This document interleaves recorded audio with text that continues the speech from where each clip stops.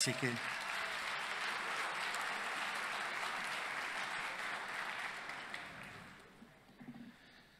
obviamente que al momento de que uno tiene que elegir una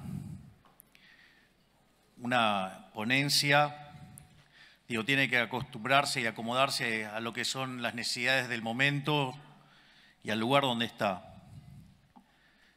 Y dada la discusión, que hoy está tan presente en Argentina sobre el tema de la inflación, sobre la discusión del tipo de cambio y ese tipo de cuestiones, y dado que estoy frente a un público calificado, un público que está acostumbrado a recibir análisis económico, la intención de esta charla es básicamente contarle cómo es nuestra visión de cómo enfrentar y atacar y exterminar de una vez por todas el problema de la inflación en Argentina, que tiene una fecha de inicio clara, que es cuando se creó esa institución nefasta que está en Reconquista 266, llamada Banco Central de la República Argentina.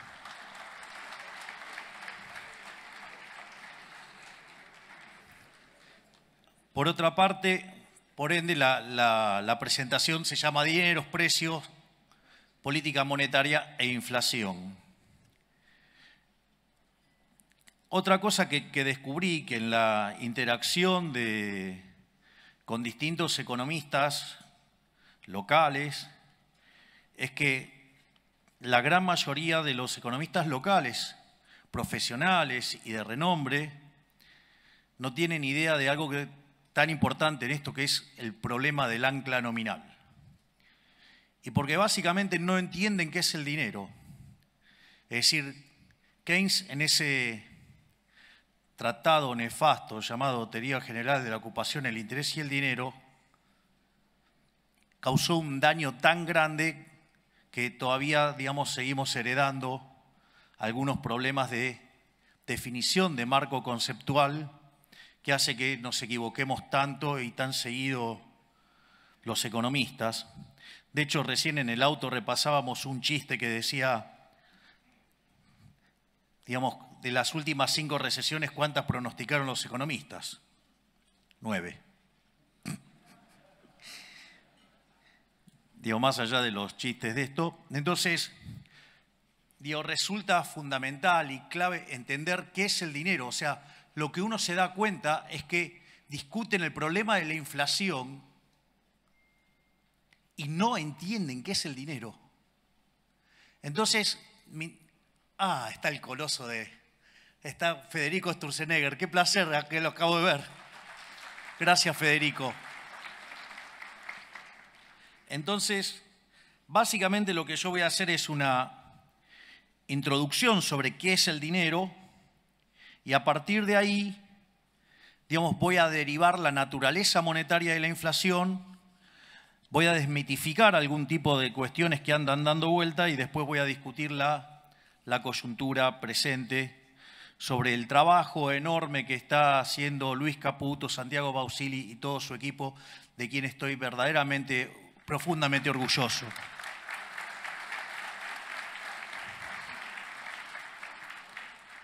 Entonces, lo primero es, si no hubiera dinero, ¿cómo sería la economía?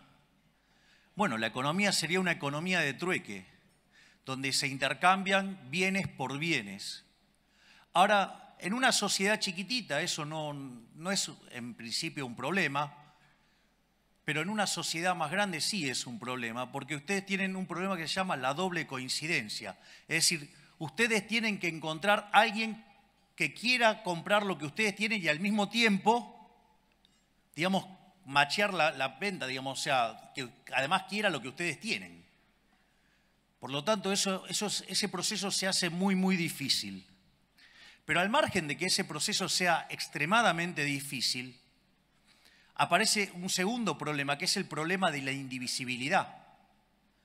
Porque sí, yo puedo querer comprar pan, el panadero quiere comprar el servicio de análisis económico, pero, o sea, la cantidad de kilos de pan que me tiene que dar, para que yo le hable, no sé, una hora de economía, no mapea. Al menos hoy. y espero que después de mi paso por la presidencia, muchísimo más. Porque tengo que seguir laburando después. Entonces, ahora, frente a esa situación, digo, el hombre no se quedó llorando. O sea, no es que se puso a llorar en un rincón, digo, y lloraba por el problema de la doble coincidencia y la indivisibilidad. Le buscó la vuelta y descubrió que había bienes que se intercambiaban muchísimo más que otros. Es decir, entonces, no es que compraba esos bienes que se intercambiaban mucho porque en principio los quería tener, sino que los adquiría para poder usarlo de medio indirecto para comprar otros bienes. Es decir, la idea del bien de intercambio indirecto. Es decir, y cuando aparece el bien de intercambio indirecto, lo que está apareciendo ahí es justamente el dinero. Es decir, ese bien que oficia como bien de intercambio indirecto, justamente ahí nos encontramos con la aparición del dinero. Entonces, por ejemplo, cuando el hombre era nómade, el primer dinero que apareció, ¿cuál era? El ganado. ¿Por qué? Porque el ganado era lo que comían y como eran nómades, les permitía moverse con el ganado. Consecuentemente, usaban el ganado como moneda. Después el hombre se volvió sedentario, entonces descubrieron que había otras formas más eficientes de utilizar dinero. Entonces, por ejemplo, una de las cosas que consumía mucho el hombre, que era el pan. Entonces, ¿qué empezaron a usar como bien de intercambio indirecto? El trigo. Entonces, no es que compraban y vendían trigo porque les interesaba el trigo per se, sino que en realidad lo usaban mucho, ¿por qué? Porque era un bien de intercambio indirecto. Ahora, no solo eso. Después, por ejemplo, digo, cuando uno dice el término salario, ¿sí? ¿Y por qué era salario? Porque básicamente se pagaba en sal. ¿Por qué era tan importante la sal? Miren, si había personas que le iba muy bien, digamos, en la antigüedad, era la gente que llevaba por todos lados que especies. ¿Por qué? Porque les permitía que tenga gusto algo la comida. ¿Ustedes se fijaron en lo que es comer la comida sin nada de condimento? Es una inmundicia. Dios se lo digo, no sé cuál es lo gracioso, pero traten de hacerlo, es una cosa horrible. En especial, fíjense que es lo que le pasa cuando se ponen a dieta. Digo, hay algunas dietas que son un poquito más complicadas, sobre todo la de gasto público. Pero bueno.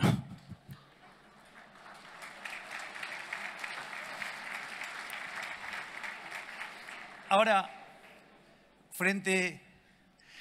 más que aplausos, deberíamos estar regocijando, no, que por primera vez le estamos dando duro y parejo al gasto público. Estamos cumpliendo el sueño de Rothbard. Es increíble, ¿no? Digamos, una caída real del 35% en el gasto público. Vamos, muchachos, eso es sacar al Estado del medio. Es decir, la verdadera presión fiscal es el tamaño del Estado. Si le pegamos semejante recorte, vamos que les estoy devolviendo libertad a lo loco. Pero bueno. Es más, volviendo al tema de la sal, digo, ¿por qué la tradición de darle la sal a la otra persona, de ponerla y no dársela directo en la mano? Porque dicen que si no sería mala suerte. ¿Y cómo era el tema del pago? Digo, venía el tipo con un saco, imagínense, entonces le pagaba con un saco de sal. Imagínense si cuando ustedes estaban manipulando la sal, se caía. Y era mala suerte, era una pérdida instantánea seguro. En ese contexto, por eso digamos que se apoyaba la sal y se pesaba y ahí se hacía el intercambio. Ha habido otras monedas, como ser el tabaco. Es más, cuenta una historia Milton Friedman en una de sus conferencias que dice que en la Alemania, digamos, después de la Segunda Guerra, cuando viene la hiperinflación, usaban clavos, usaban coñac, y dice que es la definición de dinero líquido más líquida que había conocido. O sea, había encontrado el verdadero M1. Digo, chistes de economistas, no se hagan problema. O sea, la próxima charla vengo con los subtítulos. Entonces, básicamente, ahora, ¿cuál era el problema con todo ese tipo de dineros que habían aparecido? O sea, que eran mercancías, o sea, que tenían un valor de uso como mercancía, pero también servían para hacer transacciones. Entonces, y eso oficiaba como dinero. O, digamos, cuando trabajamos en microeconomía y empezamos en equilibrio general, hablamos de numerario. Ahora, ¿cuál es el problema, digamos, de ese tipo de monedas? Bueno, que uno no vive un solo periodo. O sea, podían oficiar de unidad de cuenta, podían oficiar de medio generalizado de pago, pero ¿qué pasa? No preservaba el valor. Y como la economía, digamos, afortunadamente no es de un solo periodo, sino que es intertemporal, que incluye varios periodos, se degradaba con el tiempo. Es decir, como si tuviera tasa de interés negativa. Entonces, ¿qué es lo que descubrió el hombre? El hombre buscó los metales. Y así es como aparecieron dos monedas, que es el oro para las transacciones grandes y la plata para las transacciones más chicas. Entonces, vean que lo más importante de todo esto, o sea, ¿para qué hago toda esta historia de por qué aparece el dinero, cómo aparece el dinero? Para entender que el dinero es un bien de intercambio indirecto. Es decir, y al ser un bien de intercambio indirecto, ¿qué quiere decir? Que su demanda es una demanda derivada. Es decir, yo no demando dinero para llevármelo al traje de madera. Si yo demando dinero para hacer transacciones y básicamente quiero utilizar ese dinero, ¿sí?, para financiar un sendero de consumo a lo largo de toda mi vida. Es decir, por eso uso dinero.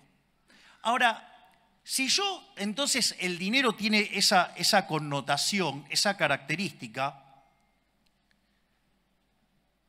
¿de qué depende entonces la demanda de dinero? Y ahí es donde nos empezamos a encontrar con estos problemas.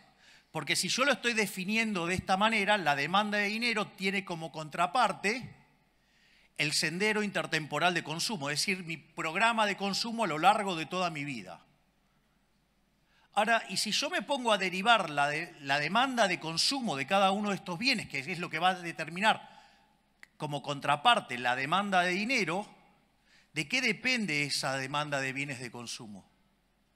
Y en el fondo, esa demanda de bienes de consumo van a depender de lo que, en paz descanse, decía Robert Lucas Jr., que depende de los parámetros profundos.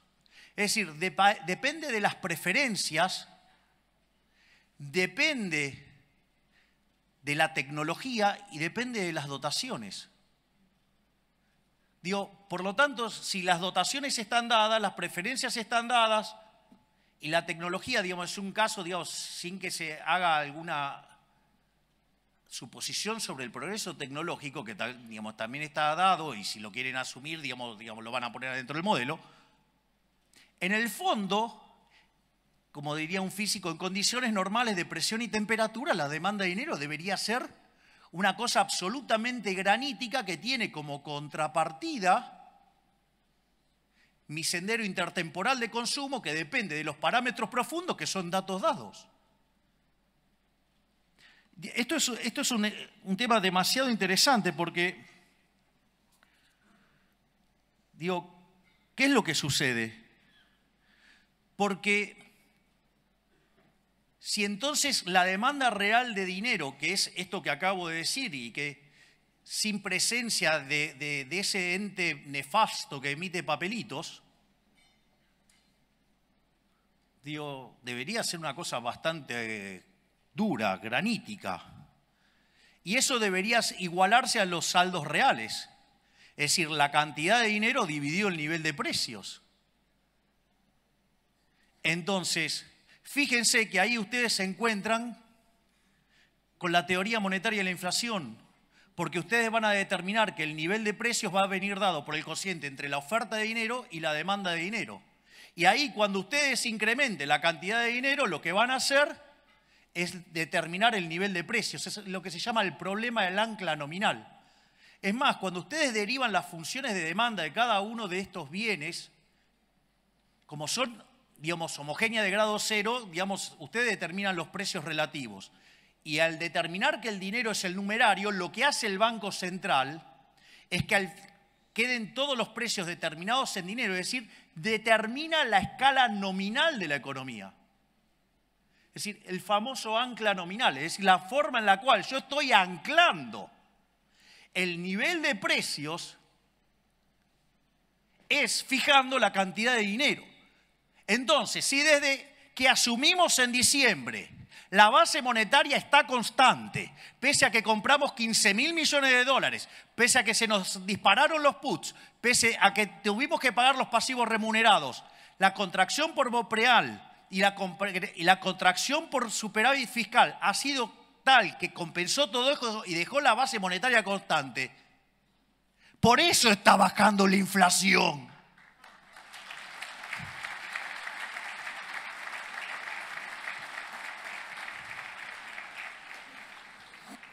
Después voy a seguir con los temas que tienen que ver con la actualidad. Pero, o sea, cuando dicen, algunos economistas profesionales, asumo que algunos, digamos, por ignorancia, otros por resentimientos, otros porque, digamos, o sea, si se quisieran suicidar, lo mejor que podrían hacer es tirarse de los más altos de su ego. Que quedarían hechos un huevo frito abajo. Es decir, no hay plan de estabilización. ¿Y cómo es que baja la tasa de inflación? ¡Qué magia!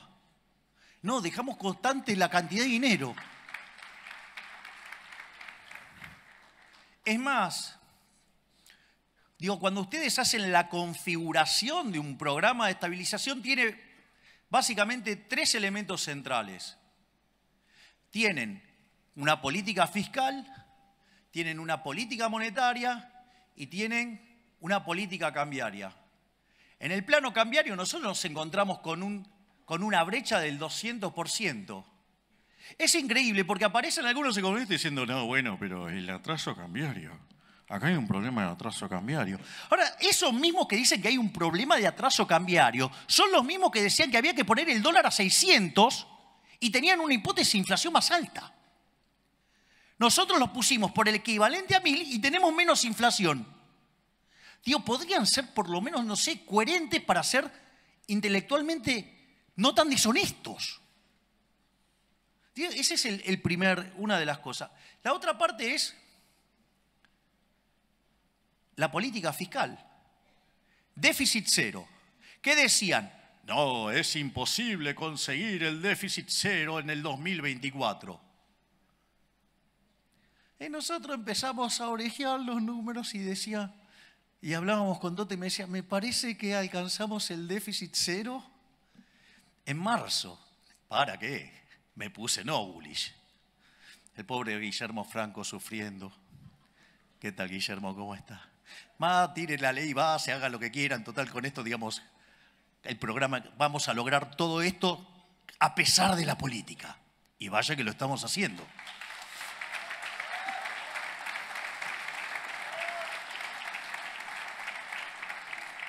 ¿Y con qué nos encontramos?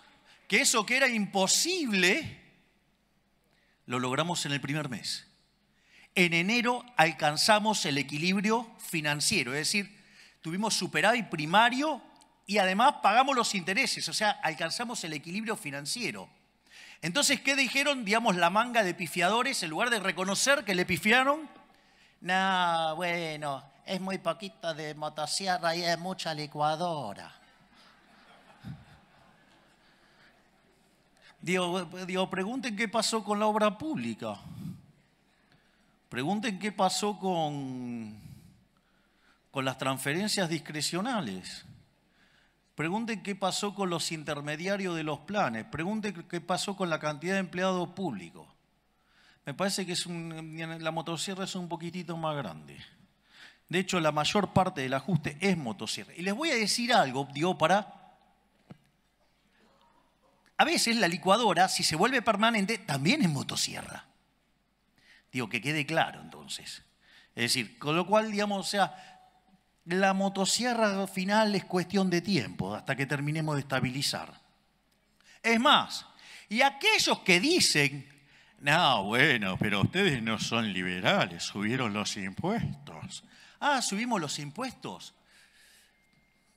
Yo suelo utilizar un ejemplo muy interesante para entender el robo que es la política monetaria, que es el caso de una economía que hace transacciones en oro, ¿no? Entonces, supongamos que tenemos una economía que hace transacciones en monedas de oro y aparecen ahora por acá un par de amigos míos, aparece un físico y aparece un químico y me traen la fórmula para convertir el plástico en oro. Entonces, ¿qué empezamos a hacer? Empezamos a comprar plástico. Entonces, ¿qué empezamos a hacer? Empezamos a falsificar oro.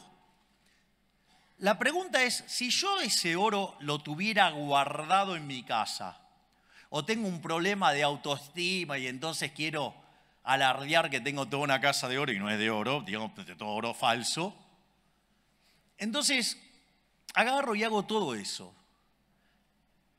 Digo, hasta ahí no es ningún problema, porque yo ahí no estoy cometiendo ninguna estafa, hasta ahí no hay nada. O sea, lo único que estoy haciendo es falsificando.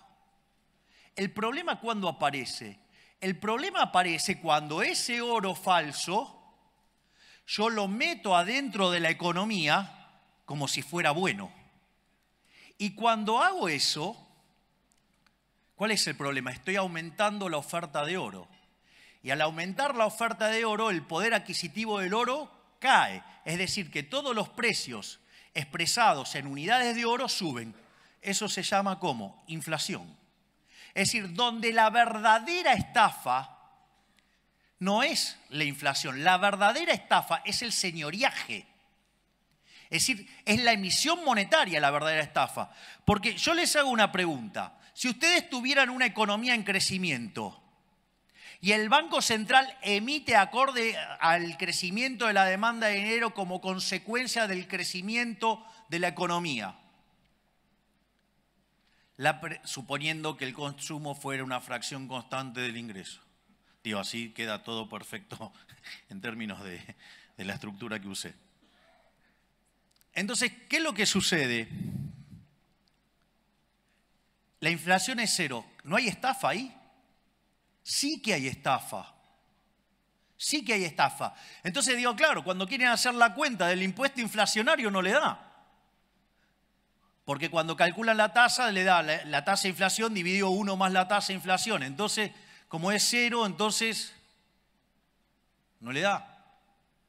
Y en realidad sí hay estafa. ¿Por qué hay estafa? Porque si no hubieran emitido, hubiera deflación. Es decir, la deflación es algo sano. Es decir, la deflación, digo, de hecho, para los clásicos que se dedicaban a mirar todo el día qué estaba pasando en la economía y después escribían, para ellos no eran un problema. Por eso recomiendo enfáticamente un libro maravilloso de Philippe Bagus que se llama Defendiendo la deflación. Lo que pasa es que cuando hay deflación, o sea, hay algunos que ganan y hay otros que pierden. Bueno, si, digamos, tienen más exposición los que pierden y bueno, claro, digo, entonces, digo, la deflación es mala. Pero no es mala, digo, porque deriva, de hecho, digo, del propio crecimiento económico y implica devolverle recursos a la gente. Ahora, entonces, esto quiere decir que la verdadera estafa es la emisión monetaria. Esto es muy interesante porque el gobierno delincuente que nos precedió, en los 4 años de gobierno, emitieron 28 puntos del PBI, manga de chorros.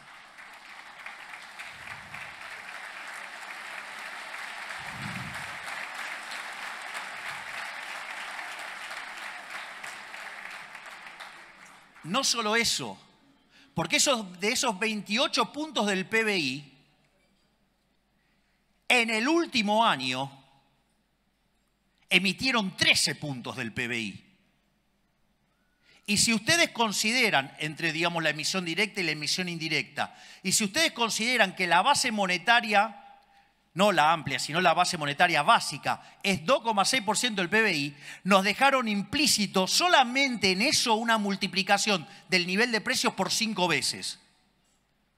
No solo eso, además nos dejaron un banco central quebrado, donde había una relación de pasivos remunerados de 4 veces a 1. No solo eso, sino que además nos dejaron sobrante monetario. Claro, cuando ustedes hacían toda la cuenta, digamos, básica, eso daba que nos íbamos a encontrar con una inflación en torno al 15.000%. Digo, ese chico, el soviético, el que está en la provincia. Ya no es una exageración. Eso era una exageración, decía, eso no pasa. Y la realidad es que cuando nosotros, digamos, entramos en diciembre, en la primera semana, los precios venían creciendo al 1% diario. Eso anualizado daba 3.700% anual. Dicen, no, pero si sumo 1 más 365 veces me da 360. O sea, ni siquiera saben el cálculo de cómo es la inflación, que es una exponencial. Así estamos. Después, cuando ustedes toman las 2 primeras semanas, porque digamos, el gobierno anterior había dejado un montón de controles de precios y los liberaba todo justo antes de que asumiéramos nosotros. Ahí la inflación se aceleró al 7.500% anual. Y hay algunos caraduras, hay colegas intelectualmente deshonestos que niegan que había una inflación, una hiperinflación plantada, que niegan que había un potencial de hiperinflación de en torno al 15.000%. Y cuando ustedes toman la inflación mayorista, la inflación del mes de diciembre mayorista dio 54%. Eso anualizado da 17.000. Es decir, nosotros asumimos con una tasa de inflación mayorista corriendo al 17.000%. Y esa inflación que corría al 17.000%, es decir, al 54% mensual, dada la obra enorme que está llevando a cabo todo mi equipo, hoy esa inflación mayorista es del 5%. Es decir, la bajamos en 90% al ritmo al que crece la tasa de inflación. Y no tenga duda que la vamos a exterminar.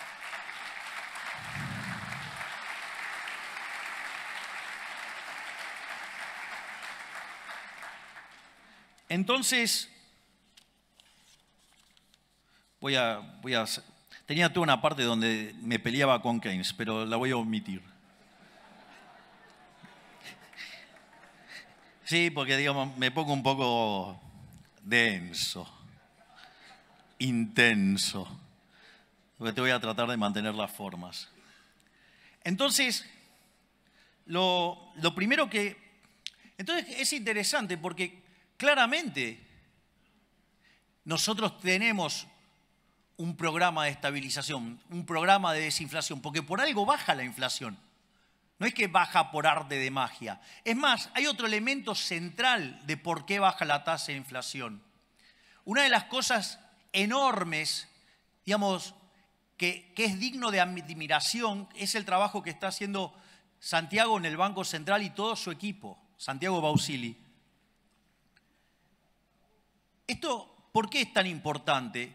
Porque miren, cuando ustedes tienen un banco central quebrado, es decir, que quiere decir que los pasivos valen más que sus activos, la única forma donde ustedes corrigen la quiebra tradicionalmente es mediante un tremendo fogonazo inflacionario, de modo tal que los pasivos monetarios se achiquen. Y cuanto más quebrado están, la tasa de inflación que ustedes necesitan es muchísimo más alto para dejar en equilibrio el patrimonio neto. Entonces, en la medida que ustedes tienen un nivel de precios de hoy, en la medida que ustedes van a una quiebra del Banco Central y necesitan licuar eso, implica precios más altos, ¿no? Una inflación más alta implica... Entonces, cuando ustedes toman el nivel de precios que deja en equilibrio el balance del Banco Central respecto al nivel de precios que tiene hoy, unen eso, les da una línea y la pendiente de esa línea es la tasa de inflación. Entonces, conforme ustedes empiezan a limpiar el balance del Banco Central, lo que están bajando es la tasa de inflación. Esto es un tema muy interesante. Es decir, el trabajo que hace el Banco Central es fundamental El saneamiento es fundamental para bajar la tasa de inflación. Es decir, ¿pero qué quieren que le diga? Si había uno que decía, no podés dolarizar, si no hay fideo y no hay tuco, y me invitás a fideo, hay tuco, fideo con tuco. Pues se equivocó. Pero es más fácil tirar volquetes de estiércol antes que reconocer el error. De hecho, una de las cosas, miren, digamos, si lo que están murmurando se comieron el verso, lo siento, I'm so sorry. La vida es así. De hecho, fíjense que nosotros teníamos varias propuestas de dolarización. En la medida que íbamos avanzando, algunas se nos caían, otras quedaban en pie. La única que me quedó en pie es la que habíamos propuesto nosotros, que era tomar los pasivos del Banco Central, los activos del Banco Central, pasarlo a títulos de mercado, que obviamente tienen un descuento enorme, ¿sí? Y con esos títulos ponerlos contra los dólares y haciendo todas las correcciones que esos títulos subieran de precio. Y eso ofrecía un negocio enorme. Bueno, les aviso que cuando nosotros asumimos, los bonos estaban en $18. Póngale 20 para redondear. Hoy los bonos están arriba de 60. Recibimos el riesgo país en 2.900. Hoy estamos en 1.150. Es decir, además, estamos haciendo una caída del riesgo país como pocas veces visto en la historia argentina. ¿Y saben qué? Eso predice que para adelante la economía rebota. Por eso, digamos, están tan nerviosos. Por eso utilizan causas nobles para tratar de desestabilizar un gobierno. Porque saben que van a perder y no vuelven más.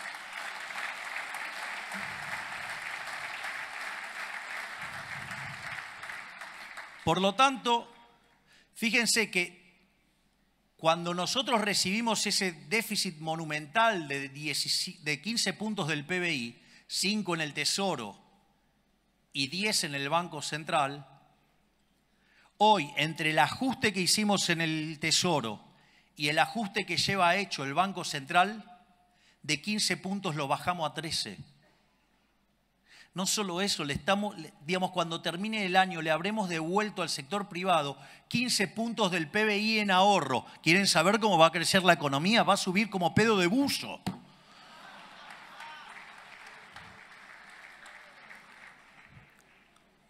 Pero no hay ancla nominal, menos mal. Bueno, eso, digamos, entonces hay un ancla, el caso, del ancla nominal, que es cuando ustedes fijan la cantidad de dinero. Obviamente que no es la única forma de anclar. Hay cosas que verdaderamente a mí me parecen divertidas, ¿no? Porque vienen economistas y dicen, no, bueno, porque no hay un plan integral, porque debería definir la matriz productiva de los próximos, 5 años. ¿Qué quieren? ¿Un plan quinquenal? No soy Leontiev. No soy un comunista, soy liberal libertario. Creo en la libertad. Creo que eso lo tienen que determinar los empresarios, no un burócrata, fatalmente arrogante desde una oficina.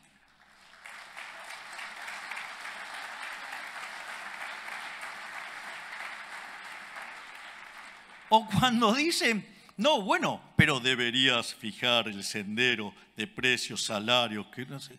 Digo, de vuelta, muchachos, soy liberal, yo creo en el sistema de precios. Es decir, ustedes para poder saber cuál es el vector de precios, deberían de vuelta conocer las preferencias, la tecnología y las dotaciones. Pero si ustedes además lo quieren hacer intertemporal, lo tienen que hacer desde hoy hasta el fin de la historia, ¿sí? Y además, con lo cual tienen que saber cómo se va a mover la población, cómo va a moverse, las preferencias, cómo van, a moverse la tecnología. Es más, cosas que ustedes antes creían que no estaban en las dotaciones pasan a ser dotaciones. O miren si, conquistamos Marte y nos traemos recursos de Marte, qué sé yo, son un montón de cuestiones, que... Entonces, para poder acertar todo eso, uno tendría que ser omnisciente, omnipresente y omnipotente. Es decir, deberían ser Dios. Digo, mire, por mucho que le pesen a los políticos, ¿saben qué? No son Dios. Les diría que son peores que el ser humano promedio. Porque miren, cuando yo entré en política, digamos, y después de un tiempo me preguntó un periodista, así de manera media agresiva, me dijo, bueno, pero usted, digamos, que entró en política y se vive quejando de los políticos, ¿y qué piensa ahora? Entonces le dije que me equivoqué. Me dijo, vio que al final, que no eran tan buenos. No, me equivoqué para mal, son mucho peor de lo que imaginaba. Entonces, digamos, o sea, por eso el sistema de la libertad funciona mucho mejor, porque, digamos, o sea, decir que son monos con navaja es insultar a los monos.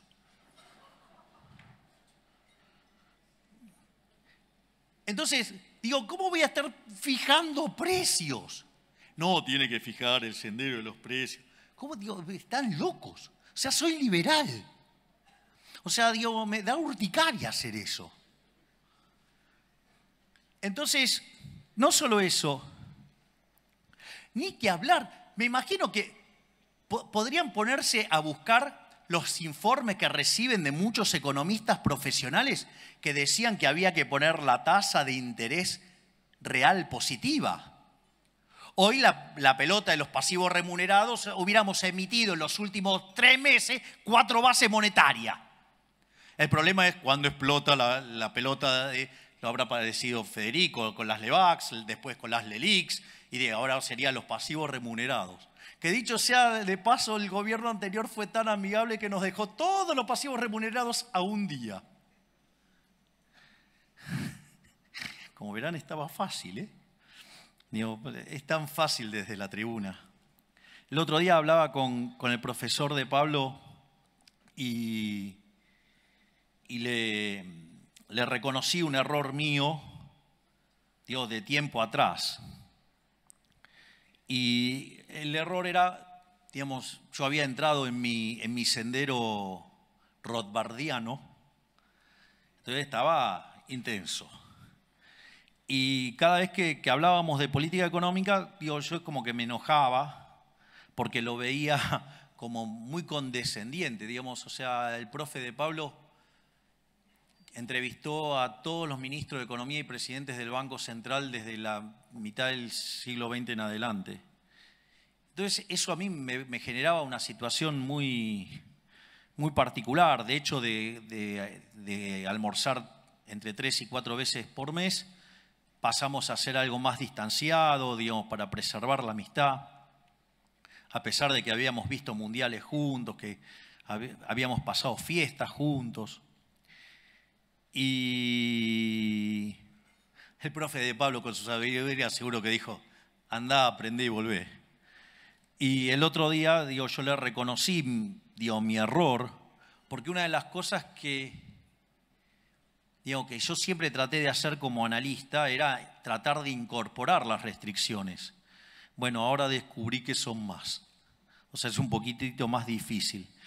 Entonces, digo, desde la tribuna es bastante fácil, porque aparte hay algo interesante, que es, ¿saben qué? Miren, ustedes van a ver un partido de Argentina, el partido de Argentina es muy lindo, las banderas, los cánticos, todo lo que usted quiere, es fabuloso. Pero los goles los hace Messi. Es decir, si ustedes quieren ganar, digamos, tienen que empezar a hacer goles. O sea, y la verdad que yo con mi equipo, digo, me siento que tengo a varios Messi adentro del equipo. Siento que Toto es Messi, siento que Patricia es Messi, siento que Sandra es Messi, siento que Diana es Messi, siento que cada uno, pienso que Guillermo es Messi, que todos ellos son un Messi en su puesto, por decirlo de alguna manera. La verdad que estoy muy feliz con el excelente equipo que formamos. Y la verdad es que, digamos, para hacer esto hay que meterse, hay que meterse. Digo, si no, nos van a gobernar los orcos.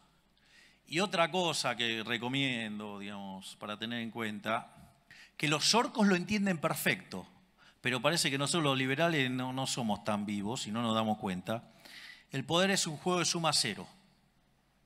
Si lo tenemos nosotros, no lo tienen ellos. Y ellos sí eso lo entienden. Ellos pueden tener los bolsos de López y lo van a seguir negando. O sea, ustedes los van a encontrar afanando y lo van a negar. Y nosotros empezamos, no, porque en realidad, como dijo un imbécil, este no es un gobierno liberal porque no liberó la droga. O que no bajamos los impuestos y sucede que le estamos devolviendo a los argentinos 15 puntos del PBI en términos de no señoriaje. Es decir, bueno, sí hay una sustitución de impuestos, pero digamos en el neto, digamos, el gasto público en términos reales está cayendo. Digamos, lo que diría Rothbard, la verdadera presión del Estado está cayendo. Es decir, digo, estoy cobrando menos, digamos, o sea, en el fondo voy a tener menos impuestos, porque tengo un Estado más chico. La otra forma, digamos, que se suele utilizar como ancla, se suele utilizar el tipo de cambio, es decir, fijar el tipo de cambio y usarlo como ancla. Eso tiene un sentido porque en realidad el nivel de precios local, entonces, en ese caso vendría dado por el tipo de cambio, que está fijo, y por el nivel de precios internacionales. Y eso permitiría determinar el nivel de precios. Y cuando ustedes hacen eso, digamos, como siempre, la cantidad de dinero dentro de la economía viene determinado por la demanda de dinero. Entonces, dada la demanda de dinero, si ustedes emiten, lo que van a tener como contrapartida es pérdida de reservas. Digo, no sé, vieron que siempre, digamos, el kirchnerismo hizo lo mismo. Digo, fija el tipo de cambio porque cree que es el tipo de cambio el que determina el nivel de precio, lo cual es una burrada. Entonces fijan el tipo de cambio y emiten. ¿Y la consecuencia cuál es? Perdemos reservas. Entonces cuando no le gusta la pérdida de reservas, entonces ¿qué hacen? Ponen los controles. Y cuando los controles no son efectivos, porque digamos, la gente se logra escapar, ¿sí? Entonces ¿qué hace?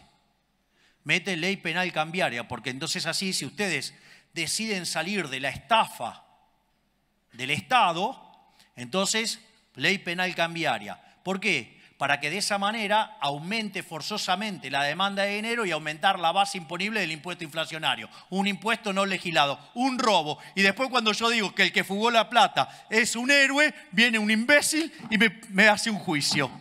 Es buenísimo. O sea, el chorro acusando al honesto. Más claro, imposible. Por eso no es que casualidad que tengamos 100 años de decadencia.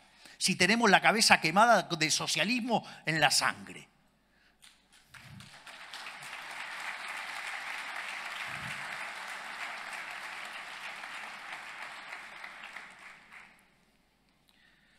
Obviamente que la otra forma de tener un ancla nominal es utilizando lo que se llama el sistema de metas de inflación, pero ahí digamos, el ancla es una cosa más complicado porque en rigor, si ustedes lo quieren pensar en términos de cantidad de dinero, no lo tienen. ¿Por qué? ¿Cuál es el problema? Porque si estoy fijando la tasa de interés, entonces no fijo la cantidad de dinero, y si no fijo la cantidad de dinero no puedo fijar el nivel de precio. Entonces tengo lo que se llama un problema del ancla nominal. Y eso se resuelve ¿de qué manera? Cuando tengo las expectativas de inflación, al tener, digamos, determinados los precios esperados, entonces, si las expectativas están ancladas, puedo determinar los precios de hoy, puedo determinar la demanda de dinero, y al determinar la demanda de dinero, determino la cantidad de dinero y el sistema queda anclado. Eso sí, digamos, hay que tener ancladas las expectativas. Miren, yo creí que tener un banco central que hiciera las cosas bien, digamos, era posible. Es más, mi gran ilusión fue que cuando tuvimos el mejor banco central de la historia, que fue el que presidió Federico, yo creí que podíamos tener banco central hasta el 28 de diciembre del 2017. Digamos que se lo llevaron puesto y así fue lo que gastilló el retorno del kirchnerismo. Entonces, en ese sentido, ahí, a mí, digamos, el Banco Central, solo es cuestión de tiempo, ya lo voy a agarrar. Pero más allá de todo esto, lo que quiero entonces ahora es básicamente terminar con lo que nosotros hemos hecho, ¿no? Digamos, cómo es que estamos logrando bajar la tasa de inflación. Y básicamente, de vuelta, como dije antes, un programa de déficit cero, donde atacamos de cuajo el gasto público, donde obviamente que en la primera parte sobre reaccionamos y el ajuste equivalente. Digo, ¿ustedes escucharon lo del otro día, lo del títere? Fue increíble, diciendo, ay, qué ajuste insignificante. Dejó un déficit de más de 5 puntos del PBI. Nosotros lo llevamos a 0,2 positivo y si lo teman en términos anualizados, hicimos un ajuste de 7 puntos del PBI. Y el caradura dice, resultado insignificante. Les cuento que en los últimos 123 años de historia, Argentina tuvo déficit en 113. Quiere decir que tan fácil lo que estamos haciendo no era.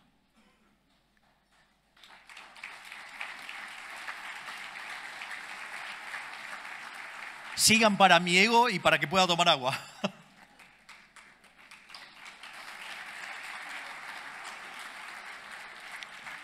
Por otra parte, el saneamiento del Banco Central hizo que de tener un déficit cuasifical de 10 puntos del PBI, digamos, hoy ya está en 4 y va camino a 3. Es decir, cuando vengan las próximas tasas de inflación y volvamos a bajar la tasa, otro punto más le vamos a echar.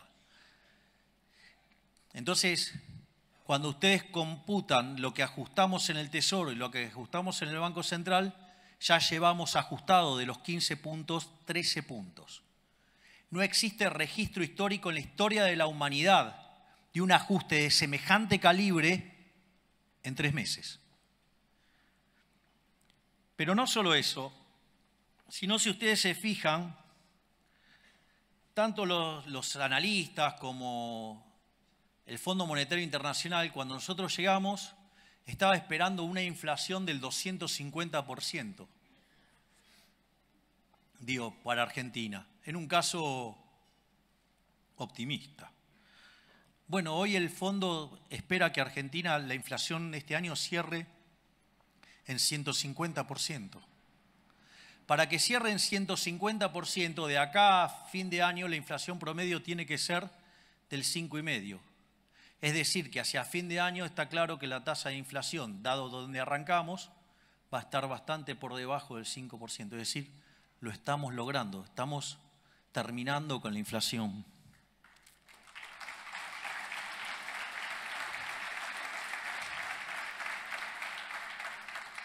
Es más, no solo eso, sino que además el fondo siempre suele ser como muy agresivo en las proyecciones. Esta vez se quedó corto con el ajuste y se quedó corto, digamos, con el tema de la inflación porque está bajando más rápido. Es decir, siempre que parecían ser el cuco de las cosas que proponían, nosotros las estamos haciendo mucho más rápido. Por otra parte, hay otra digresión, digamos, que tiene que ver con el tipo de cambio real. Sobre el inicio de la presentación mencioné el tema de algunos que son muy deshonestos intelectualmente diciendo que el tipo de cambio había que ponerlo en 600 y la tasa de inflación le daba más alta y ahora se quejan por un tipo de cambio de 1.000 y empiezan, no, porque hay apreciación cambiaria, hay apreciación cambiaria. Ahí hay también, digamos, hay una respuesta a esto, digamos, también con mucha sabiduría del profe de Pablo. Es decir, una cosa es hacer economía, otra cosa es hacer aritmética. Y hay mucha gente haciendo aritmética y poca economía. Aviso que no todos cometen este error. Digamos,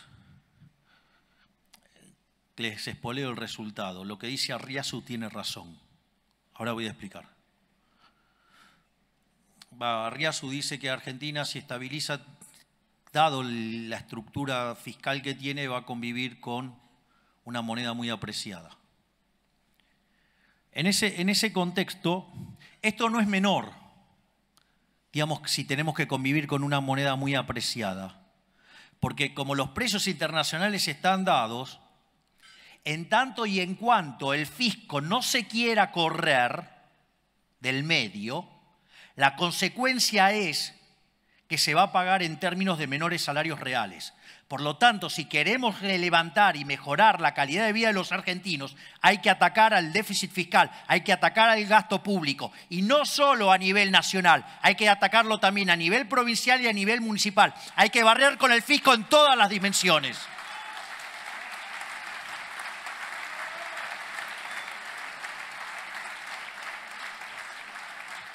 Esto es, la fuente de nuestro empobrecimiento, la fuente de que la gente no le alcance la guita, la fuente de que haya tantos pobres, tantos indigentes y que haya un montón de argentinos cagándose de hambre, es culpa de los malditos políticos que no quieran bajar el gasto público.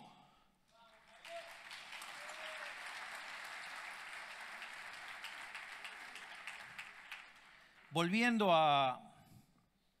y para cerrar a los problemas del tipo de cambio real, porque es una discusión que tanto le gusta tener a todos, digo, el primer problema es, si supongamos que miramos la serie, digo, ustedes lo que van a ver es que, digamos, la serie parece la montaña rusa, pero una montaña rusa interminable. Digo, lo primero que yo diría es una serie que tiene tanta volatilidad, sube, baja, digo, parece el electrocardiograma de un tipo que está haciendo una maratón. Digo, el primer problema es, che, ¿alguien me puede explicar qué valor tiene tomar una medida promedio? Digo, con todo ese desvío estándar, con toda esa volatilidad, ¿alguien me puede explicar qué sentido tiene tomar una medida promedio? Digo, ya es un problema grave. El segundo problema grave de eso es fijarlo en un momento del tiempo. Digo, entonces, lo fijo en un momento del tiempo. ¿Y quién dijo que ese era el de equilibrio? Digo, ustedes se dan cuenta que, no, antes dijimos de la fatal arrogancia porque había que conocer el vector de precios, o sea, había que conocer el vector de precios de ese momento.